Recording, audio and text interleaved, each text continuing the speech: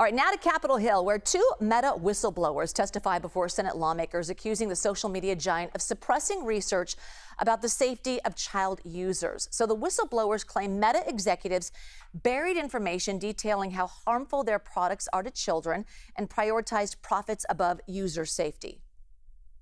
Simple safety investments, such as not allowing people to message strangers with a single click, were flatly rejected because product teams were afraid to do anything that could decrease engagement, the metric determining success and bonuses.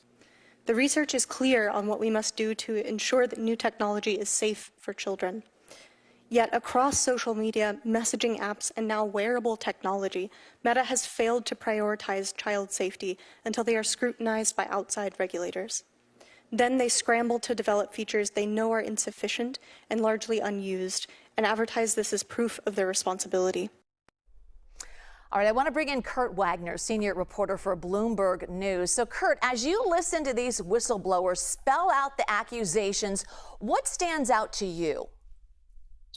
Well, according to these allegations, I think the thing that surprised me was the steps which Meta allegedly took to hide all of this stuff. So it wasn't just, erasing or deleting some of the research. It wasn't just kind of keeping these researchers from asking certain questions, but even going so far as to require them to add lawyers to email chains and research projects so that they could claim, confidentiality because the lawyers were involved. So, if these allegations are true, it's not just that, hey, these products harm kids, it's that it sounds as though Meta is going out of its way to make sure that this research does not see the light of day.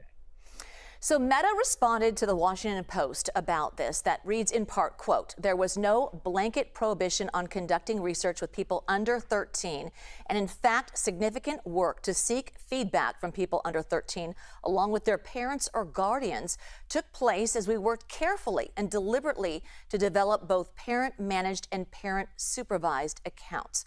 Okay, so with that, Meta's not the only big tech company that's really caught up in these accusations that have failed to protect children. So what does today's hearing signal about the pressure on these companies to do more?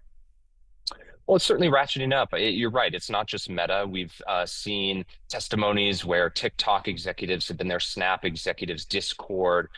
The feeling is that a lot of these companies, while looking to grow as quickly as possible, grow their business as quickly as possible, just simply don't have the necessary tools for kids to protect themselves. And in some cases, they're designed to encourage interactions with strangers, right? So if you are a young a teen on Instagram or on Snapchat, perhaps the app is even recommending you connect with people you don't know, who in some cases end up being child predators or drug dealers, things like that. And so this is not a Meta specific issue in terms of protecting kids, but I think these types of hearings and these types of whistleblowers coming forward just continue to add to this sort of pile of evidence against the companies right now that they're dealing with in states all across the country.